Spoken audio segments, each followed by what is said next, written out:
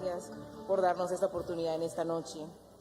A las lideresas que se presentaron previamente, gracias por su testimonio, gracias por la valentía, gracias por la rigurosidad con la que nos enseñan la importancia de los retos que estamos enfrentando y hemos tomado atentamente para hacer seguimiento. Buenas noches y muchas gracias. A nuestra jefa de gabinete de la Presidencia de la República, Laura Saravia Torres, buenas noches. A la gobernadora encargada del Departamento del Chocó y todo su equipo de trabajo, Farlin Perea Rentería, al alcalde de Quibdó, Martín Emilio Sánchez, a nuestro agregado de Cooperación Científica y Universitaria de la Embajada de la República de Francia en Colombia, David Bresiers, buenas noches y bienvenido. A nuestro viceministro Hernando Bayona, a todo nuestro equipo de trabajo del Ministerio de Educación Nacional, honorables senadores y representantes, diputados, concejales, líderes, lideresas, madres comunitarias, líderes comunales, gestoras de paz, gestores de paz, defensores de derechos humanos, a nuestros altos consultivos y consultivas de comunidades negras, gestoras de paz y de reconciliación, rectores, rectoras, profesores, docentes, formadores, estudiantes, funcionarios del Ministerio de Educación Nacional, a mi familia que me acompaña, invitados especiales, medios de comunicación, a nuestro ministro de Justicia, buenas noches y muchas gracias. Madiva, buenas noches, bienvenida. Este es un día muy especial. Agradecemos al señor Presidente de la República darnos la posibilidad de hacer historia en el día de hoy, de marcar en la historia del territorio del Departamento del Chocó una mujer afrodescendiente asumiendo la responsabilidad de ser ministra de Educación Nacional por primera vez en la historia. Agradecemos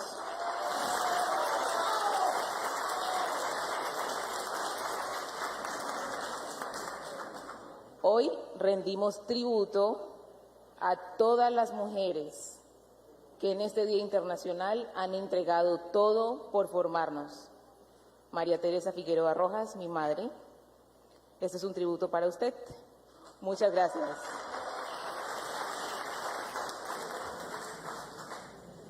Esta mujer perdió las huellas de sus manos, trabajando por muchos años en cocinas para formar a sus hijos. Con mucha rigurosidad y con mucho esfuerzo nos enseñó el valor de la educación, el valor de leer, el valor de escribir y el valor de enseñar. Con esa rigurosidad, madre, que nos ha enseñado, hoy en este territorio, el Presidente de la República le envía al país el mensaje de que la educación está en el centro de nuestra gestión. En el Departamento del Chocó nos han enseñado y nos han motivado a perseguir lo que parece imposible. Nos han enseñado a materializar la inspiración. Nos han enseñado a que no nos rendimos. Nos han enseñado a que la dignidad es el centro del trabajo y de la vida cotidiana. Como ministra de Educación Nacional, cuentan con una persona que va a poner en el centro la educación como una fuerza transformadora que va a posibilitar que mejoren nuestras condiciones de vida. Hoy, en este día especial que conmemoramos el Día Internacional de las Mujeres, tenemos la oportunidad para reconocer que todas estamos presentes, que el trabajo de cuidado está en el centro de la vida del país y que va a ser el motor, que va a ser historia, que va a ser el motor y la fuerza que nos va a posibilitar que esto que está ocurriendo en este país se materialice con creces. El señor Presidente de la República nos ha encomendado unos pilares fundamentales. Vamos a avanzar en la ampliación de cobertura para que más jóvenes puedan ingresar a las instituciones de educación superior. Y esto no es solamente aumentar cupos, esto va a significar garantizar que ingresen a las instituciones, que permanezcan, que se gradúen y que tengan mejores oportunidades laborales. Para este gobierno la educación superior está en el centro, no solamente para los jóvenes, sino también para sus familias. Y esa educación superior empieza en la primera infancia. Una persona que va a una institución de educación superior cambia la realidad de su entorno y se convierte en un referente para futuras generaciones. Tenemos en el centro de nuestra gestión la infraestructura educativa. Y hoy nos preguntaron en este departamento de manera significativa por cómo vamos a trabajar para garantizar que la infraestructura es de calidad.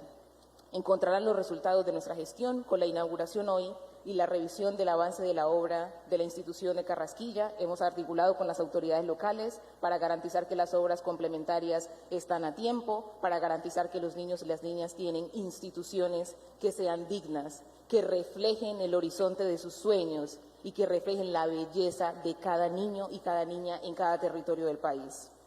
Vamos a hacer una apuesta fundamental por la transformación de la Ley 30 de 1992, a transformar el sistema de aseguramiento de la calidad para que cada proceso de formación sea de calidad y pertinente. Vamos a avanzar para que la educación preescolar, básica y media impulse la transformación del país. El señor presidente anunció esta semana en reunión con FECODE la importancia de la transformación del Sistema General de Participaciones y esperamos que allí podamos obtener más recursos para avanzar en los cambios profundos que esta sociedad requiere. Departamento del Chocó, esta posesión hoy aquí envía un mensaje importante al país de equidad territorial y de trabajo regional. Envía el mensaje de las mujeres en el centro, del cuidado en el centro, de la excelencia en el centro. En el Departamento del Chocó ustedes nos han enseñado que entregamos todo para garantizar que logramos la meta. Tenemos un trabajo muy fuerte hacia adelante. Ustedes son testigos esta noche de esta misión que se nos encomienda y contamos con el apoyo para sacarla adelante. Muchísimas gracias.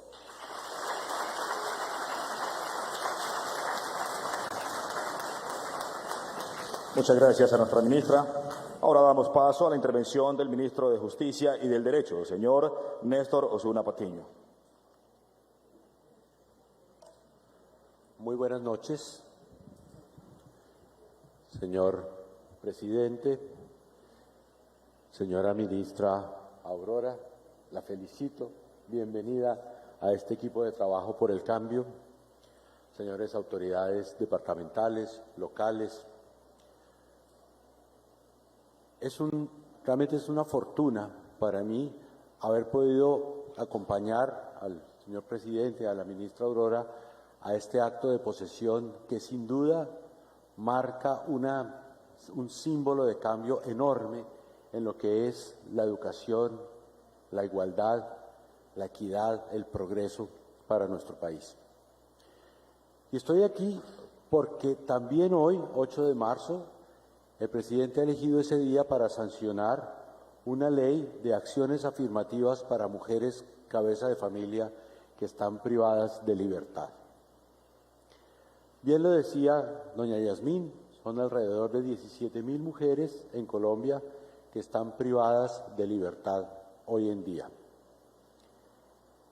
En los últimos 20 años, ese número ha crecido en más de un 400%.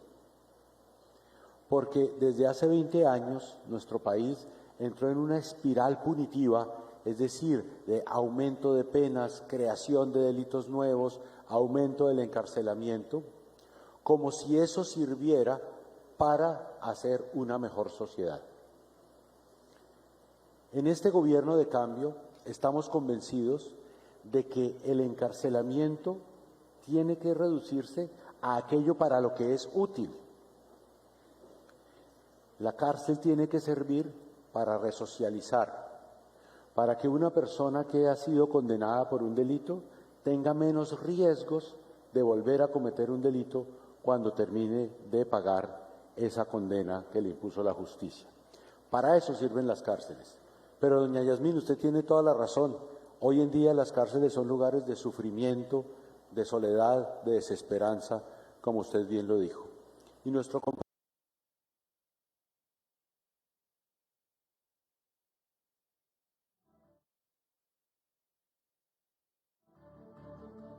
imprime al mundo carcelario. Para eso, esta ley es un primer paso fundamental. En el éxito de esta ley nos jugamos el giro de la política penal y penitenciaria del país hacia una política más humanista, hacia una política que le sea útil a la sociedad y que no le dé simplemente rienda suelta a esos sentimientos de venganza y de crueldad a los que también doña Yasmín ha hecho alusión. ¿De qué se trata la ley?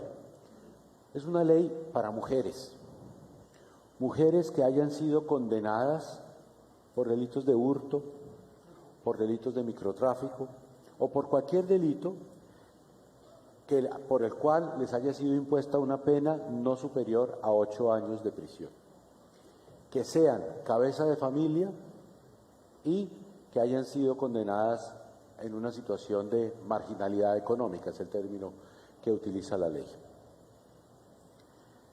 Casi el 60% de las mujeres que están privadas de libertad son cabeza de familia. Es decir, la privación de libertad se vuelve una pena no solo para esa mujer, sino para sus hijos, para sus familiares.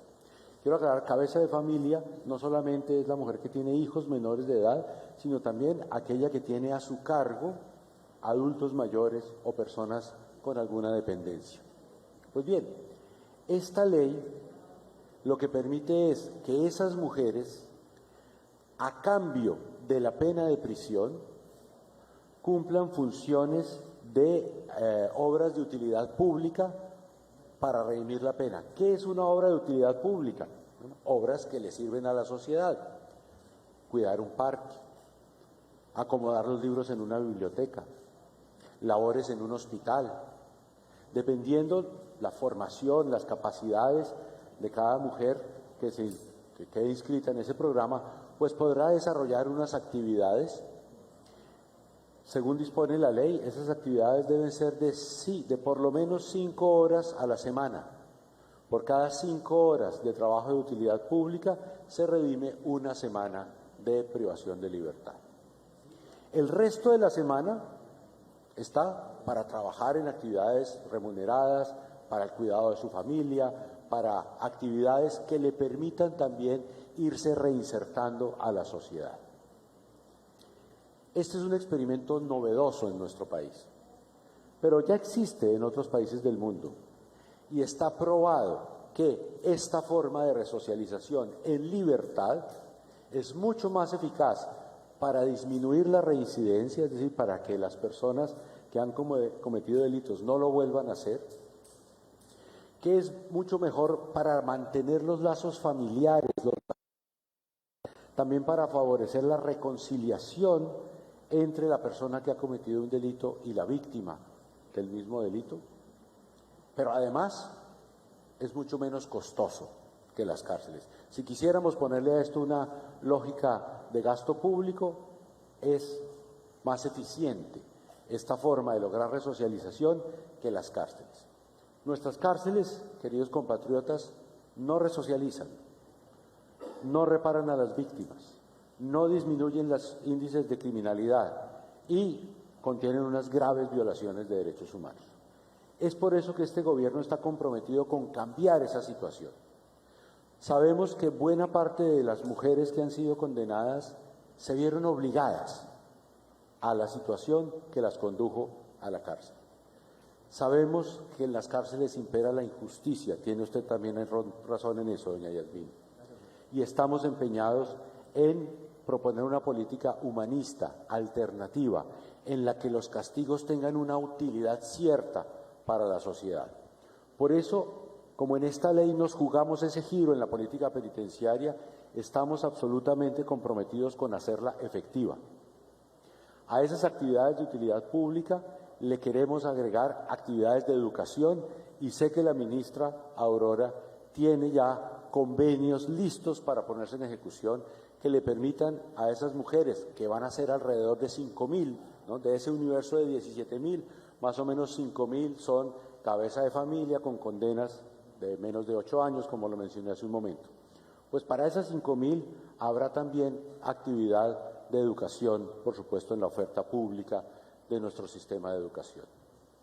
Así que ante ustedes me parece especialmente importante que el presidente haya sancionado esta ley, que es un primer paso en una política penitenciaria que realmente le sirva a la sociedad, que le sirva a los centenares de miles de personas muy pobres que llenan nuestras cárceles, a muchos de los cuales la sociedad no es que no les haya dado una segunda oportunidad, es que ni siquiera les dio la primera oportunidad.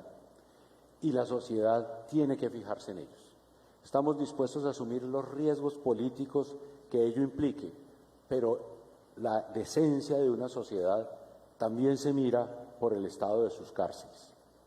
Así que gracias, presidente, por haber sancionado esa ley en este lugar el día de hoy, y le manifiesto, le reitero el compromiso de ponerla en ejecución, así como el de seguir en esa política de cambio en la que está comprometido todo el gobierno, con reformas sociales, con reformas a la salud, con reformas al régimen pensional, con estas reformas también al régimen penitenciario y cuantas otras que vayan a venir, porque realmente queremos construir un país distinto a ese país tan injusto en el que nos habíamos acostumbrado a vivir. Muchas gracias, buenas noches.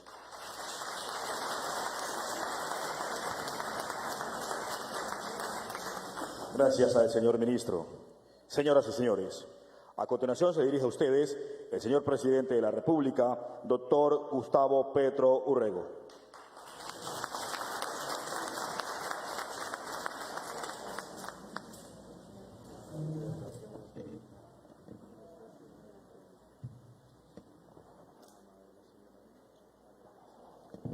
Bueno, señora ministra de Educación Nacional, Aurora Vergara Figueroa, su señora madre, María Teresa, ¿dónde está María Teresa? Es muy bien, muy orgullosa.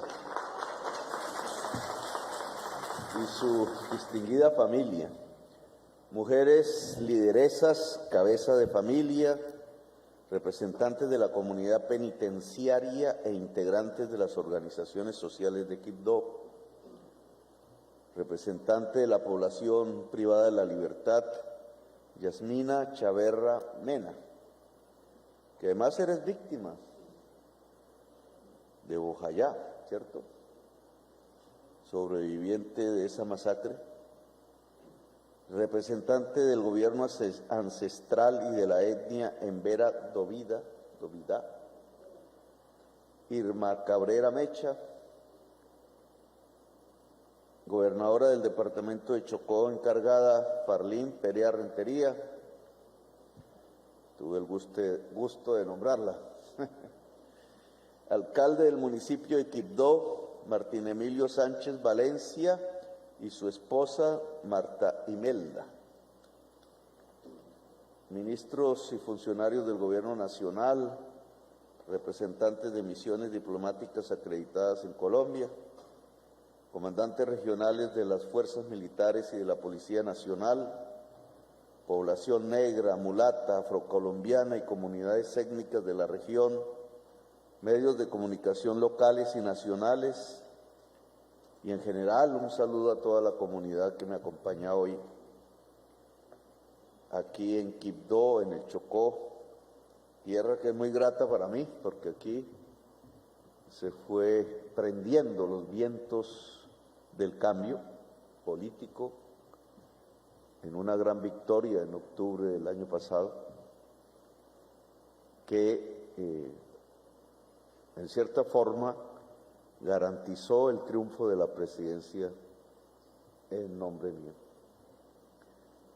He venido aquí varias veces, pero esta vez para entregarle al Chocó el nombramiento de una ministra, en primer lugar, que se crió aquí en Ismina, que ha estudiado, ha recorrido su vida académica, es muy importante, y que quisimos, primero como viceministra y ahora designarla ministra de Educación. Esta es la primera vez que hay una mujer negra como ministra de Educación. Y eso tiene una implicación, unas obligaciones, unas responsabilidades que hay que tomar. En general, las mujeres ministras pertenecían a las familias de las más pudientes de Colombia, dirigieron un sistema educativo que hoy hace agua por todas partes, por seguir la conducción de las reformas que Andrés Pastrana, en primer lugar, y Álvaro Uribe después, hicieron de la Constitución del 91, recortando el crecimiento de los recursos de la educación. La Constitución del 91 original había prescrito que los ingresos para la educación pública en Colombia debían crecer más que proporcionalmente que los ingresos corrientes de la nación. Un poco lo que haría un padre responsable, una madre responsable con su sueldo, dedicarlo fundamentalmente a la educación de sus hijos. Pues la Constitución quiso algo similar, pero las reformas que siguieron después, una para beneficiar a los banqueros. Andrés Pastrana quiso quitar unos recursos de la educación para salvar a los hombres más ricos de Colombia, los banqueros, en una crisis que por allá en el año 98 estalló, y después, de manera permanente, en los gobiernos de Uribe, se aprobó que ese recorte se volvería para siempre, con el afán de abrir un espacio fiscal a la financiación de la guerra. Se volvieron armas, banqueros y armas. Un mensaje completamente diferente de lo que la constituyente quería, del gran pacto nacional que significa una constitución como la colombiana. Ese pacto era que nos educáramos, no que nos fuéramos a la guerra.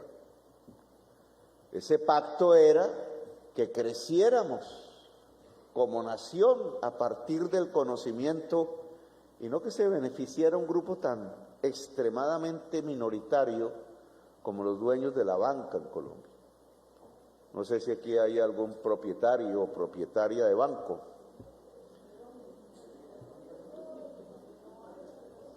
Yo creo que nunca han estado ni en ninguna oportunidad en mis discursos. Pero ¿por qué sacrificar la educación de millones de colombianos?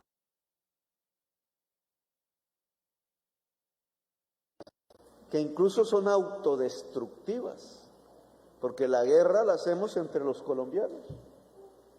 No es como allá en Ucrania, aquí es entre nosotros mismos. Una violencia que obviamente nos va conduciendo como nación a una especie de sifón. Nos va absorbiendo como los sifones hacen, en vez de convertirnos en un gran huracán como sociedad, como nación. Bueno, nosotros tenemos que deshacer ese entuerto, como diría el Quijote de la Mancha. Deshacer entuertos. Aquí se trata que la educación ahora sí se vuelva la prioridad. Y hemos arrancado porque del proyecto de presupuesto para este año que presentó el gobierno anterior, hemos logrado aumentar el de educación en 3 billones de pesos adicionales. ¿Para qué? Pues para mejorar la calidad en la educación media.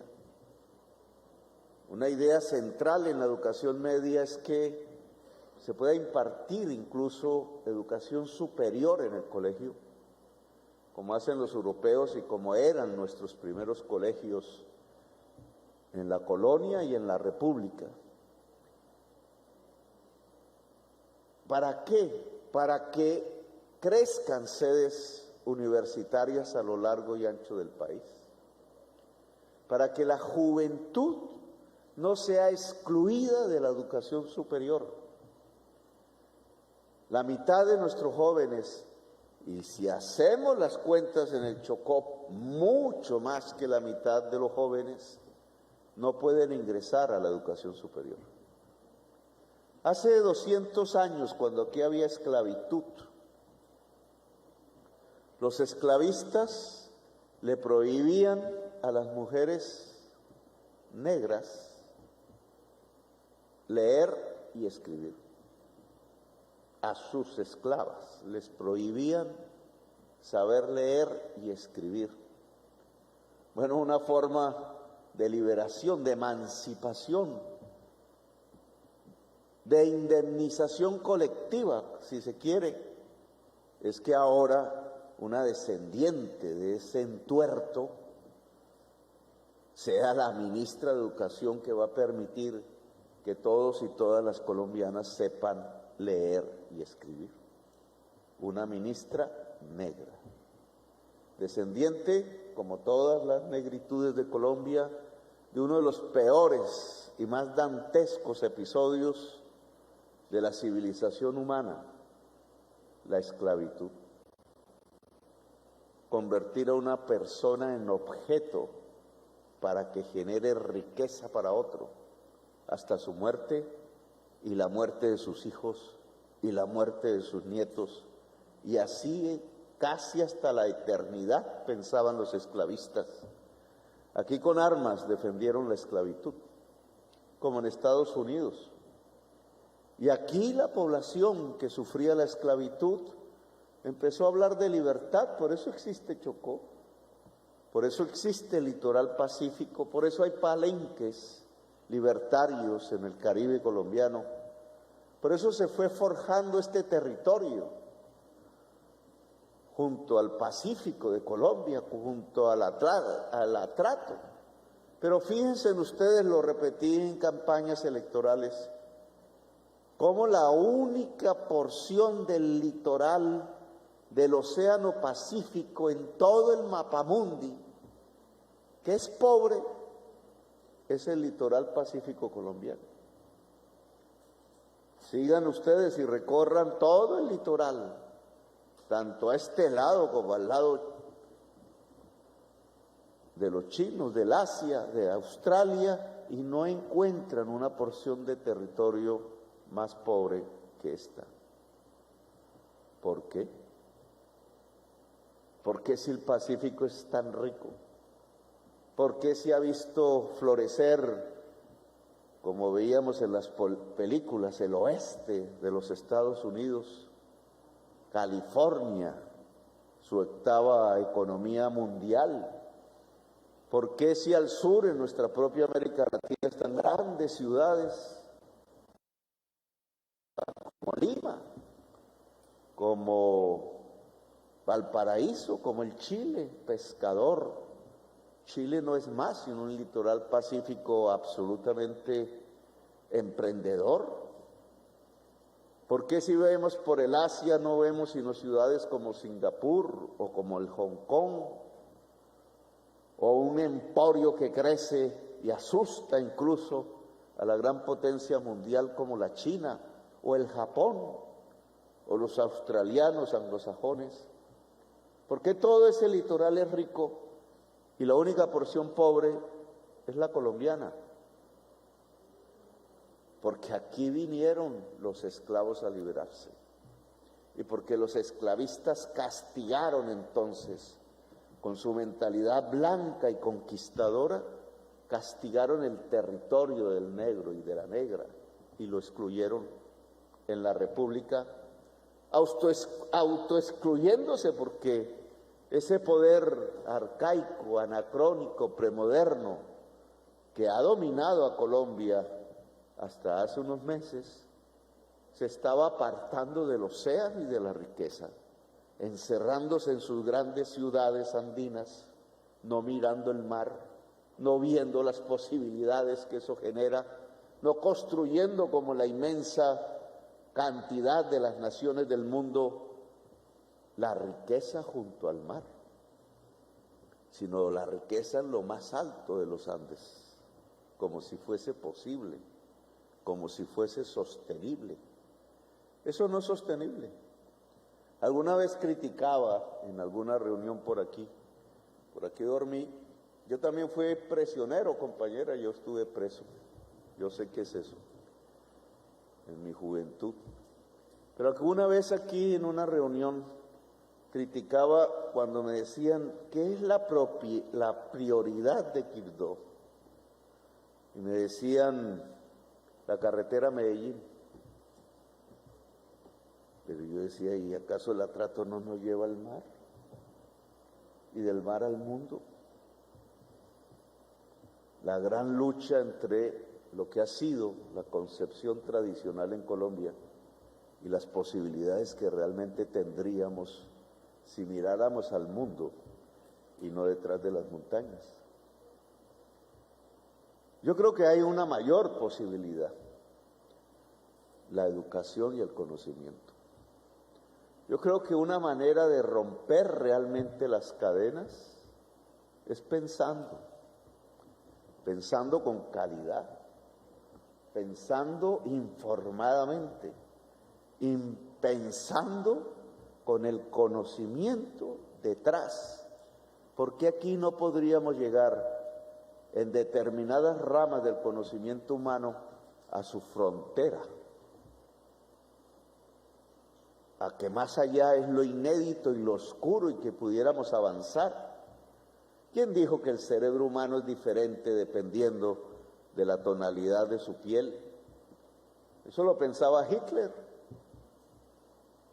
Hay una serie de Hitler minúsculos que se los meten en el cerebro como prejuicios. De ahí el nacimiento de los racismos, de la xenofobia. Creer que hay una raza superior y creer que esa raza superior tiene la piel blanca.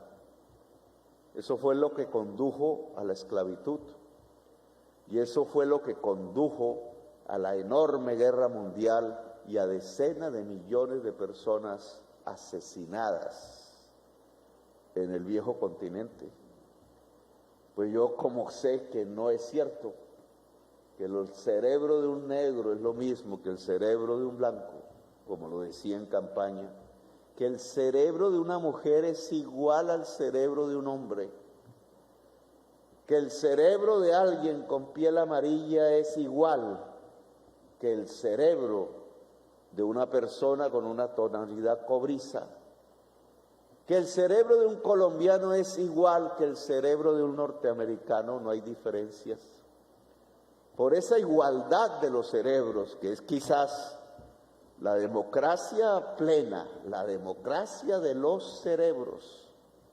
La palabra igualdad ahí se vuelve concreta, pero se vuelve concreta si son los cerebros, es la unidad del pueblo, y se vuelve concreta si los cerebros se cultivan, se cuidan. Cultivar el cerebro es como cultivar la tierra.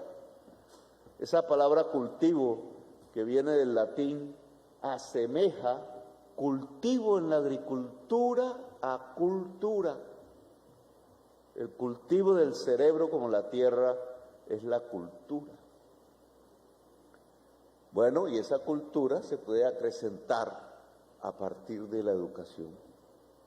Así que la presencia de la ministra Aurora tiene que ver aquí con la lucha por una nueva emancipación. Una emancipación del pasado que quedó incompleta. Ahora hay que hacerla completa. Y esa plenitud de la emancipación tiene que ver con la liberación y el cultivo del cerebro. El Chocó y en general todo el litoral pacífico de Colombia, el litoral, tienen que resplandecer por sus universidades, por la calidad de sus colegios. No es una universidad pobre para pobres y unos colegios pobres para pobres. Eso no puede ser, así no se lucha contra la exclusión. Tiene que ser lo mejor posible. Y ese es un gran reto, ministra, que tiene usted todos los días, sabiendo que cada segundo que pasa es un segundo menos que nos queda. Por tanto, hay que, en cierta forma, desesperar, en cierta forma, ansiar, en cierta forma, acelerar todos los procesos, quitando los obstáculos que siempre habrá para que se pueda volver realidad lo que estamos proponiendo y lo que estamos diciendo, que el litoral pacífico sea una joya de la educación en Colombia y que mire al mundo, no al ombligo solamente, al mundo, porque es una forma también de liberarse. Al final, el mar nos conduce al mundo. Esa responsabilidad empieza aquí, ahora que usted se ha posesionado como ministra ante su propia comunidad en la ciudad de Quibdó, donde quisimos hacer este acto. Y también quisimos firmar la ley en el Día de la Mujer. 5,000 mujeres, lo dijo el ministro. ¿Dónde pueden estar las mujeres más excluidas de Colombia? Pues casi todas las mujeres son excluidas, ¿cierto? Es una sociedad patriarcal, dice el feminismo. Es claro que en Colombia hay una sociedad patriarcal, heredera de otras sociedades patriarcales que llegaron aquí. Y eso hace que la mujer esté en una condición de subordinación al hombre en todos los terrenos, desde la esquina de una casa hasta el poder político en Colombia. La igualdad de la mujer y el hombre se convirtió en una lucha que tiene que tener concreciones en Colombia. Es larga, es difícil, es compleja. Comienza quizás por actos simbólicos, el que mi gabinete esté integrado en la mitad por mujeres. Esos son símbolos. No quita la subordinación y la desigualdad de la mujer en el conjunto de la sociedad. Y de esa totalidad de mujeres excluidas, ¿cuál es la más excluida de todas? Las que están en la pobreza, indudablemente. La pobreza es femenina hoy en Colombia. La mayoría de las personas pobres en este país son mujeres. Pero ahí hay más excluidas. Las mujeres conducidas al trabajo sexual. Por una y otra razón, la inmensa mayoría obligadas, porque no hay otro camino, al trabajo sexual. Caminando quizás a estas horas en calles frías, quizás con más de 30, 40 años, simplemente destruyendo su propio cuerpo para poderle llevar la comida a los hijos. Y aún hay más excluidas y más.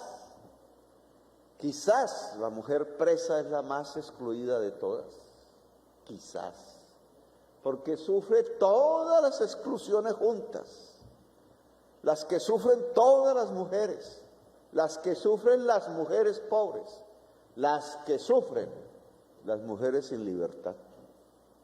Mujeres madres sin libertad, que es como conducir a la sociedad a mayores niveles de criminalidad.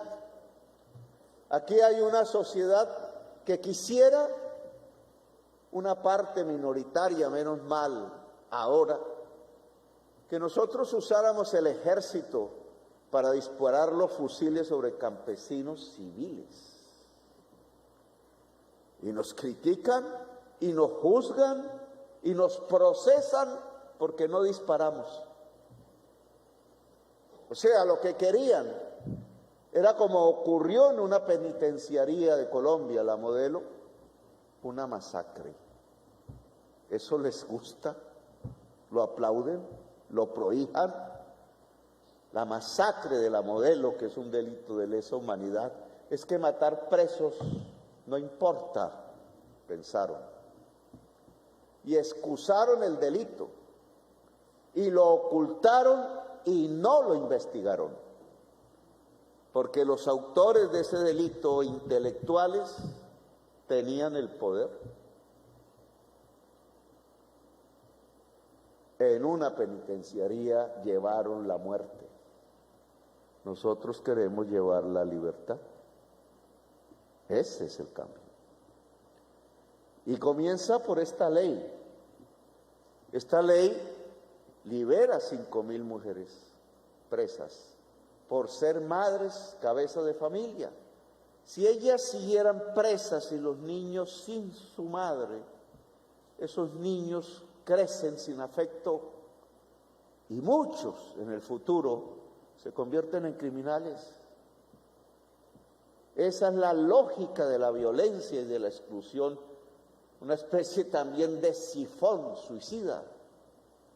Pues aquí cortemos esa cadena, que esos niños tengan a su mamá y se abracen y el afecto surja, y ese afecto es profundamente sanador, porque al construirse esa primera niñez en medio del afecto, con toda certeza no se volverán criminales. No lo ve la mente endurecida por prejuicios similares a los que pensaban que había una raza superior solo porque tenía la tez blanca. Pero en la ciencia, en el pensamiento progresista está demostrado que no es encarcelando las sociedades como nos salvamos de la violencia. Para eso habían hecho los guetos y los gulag y fracasaron. Que es en la libertad en donde se construyen las sociedades y que por tanto tenemos que reformar y cambiar muchas cosas. ¿Cómo así que liberar campesinos que cultivan hoja de coca porque este país y este Estado no fueron capaces de construir una reforma agraria, de entregarle tierra fértil al campesino, de ayudarlo a producir alimentos, y lo expulsaron incluso con armas, con sierras eléctricas, descuartizando cuerpos, con masacres y fosas comunes? Lo desalojaron para que fuera a parar a los páramos o a los barrios pobres de las grandes ciudades donde sus hijos, sus hijas no tenían otro camino que el trabajo sexual, dejando la tierra y el surco y el alimento, o las selvas. ¿Y qué iban a cultivar en las selvas? Lo que el mercado les pedía. Y el mercado les pedía drogas, cocaína, que consumían y consumen en los Estados Unidos y en Europa. Y entonces, en virtud de esa exclusión, de esa incapacidad del Estado colombiano y de su historia de hacer una reforma agraria y de permitir que el campesinado esté en la tierra fértil y no el narcotraficante, entonces, en virtud de esas, es que el campesino cultivador de hoja de coca tiene que estar preso, mientras el narcotráfico se abraza con el senador y camina por el Palacio de Nariño. Pues nosotros decimos que no.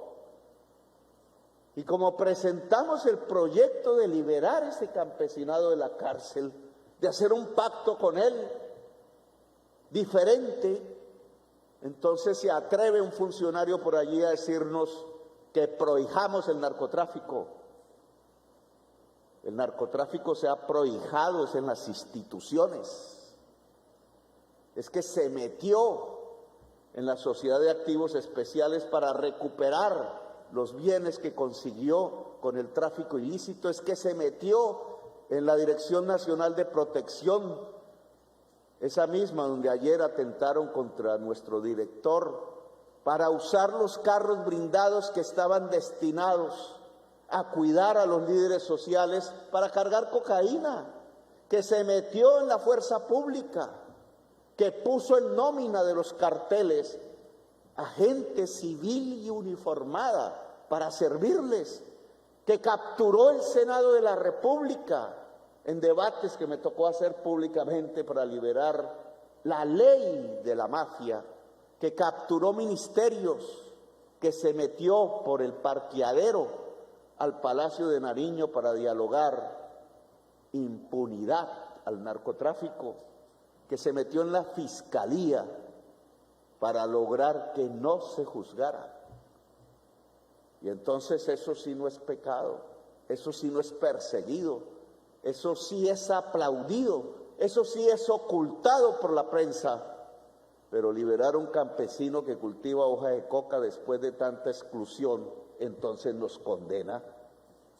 ¿A quién se le ocurre decir que estamos beneficiando al narcotraficante porque el campesino sale de la cárcel? Y hay a quien se le ocurre. Y a ese que se le ocurre tiene poder. Les gusta ver a los campesinos presos. Les gusta ver a los jóvenes fusilados inocentemente. Les gusta ver a los jóvenes que se manifiestan calcinados en sus ojos por los gases lacrimógenos o muertos en las calles simplemente porque gritaban que tenían derecho a la dignidad y a la vida. Les gusta la represión, les gusta apuntar las armas del pueblo compradas con el dinero del pueblo contra el pueblo. Nosotros creemos que lo que hay que hacer es la paz, que las armas públicas no son para asesinar al pueblo, sino para defenderlo, que la alianza entre el ejército y el pueblo es la alianza fundamental de la nación, que si el campesinado levanta la bandera nacional orgulloso, porque encuentra que aquí está su tierra, su territorio y su vida, es que se construye una nación. Por eso este proyecto de ley para 5,000 mujeres es tan importante, porque inicia otra manera de entender las cosas, que la presa se junte con sus hijos liberada, que el amor se pueda producir y no sea interrumpido por las cadenas, que quitar esas cadenas entre el amor es lo que nos permite ser una mejor sociedad, que se puede empezar a construir la igualdad entre la mujer y el hombre si liberamos a la mujer de la cárcel. 5,000 madres que van a encontrar a sus hijos. Este es el proyecto de ley que yo voté siendo congresista en la Comisión Primera del Senado y que ahora, qué paradoja, no lo sabía en ese momento, como presidente de la República firmo para que se convierta en ley de la República. Gracias, muy amable.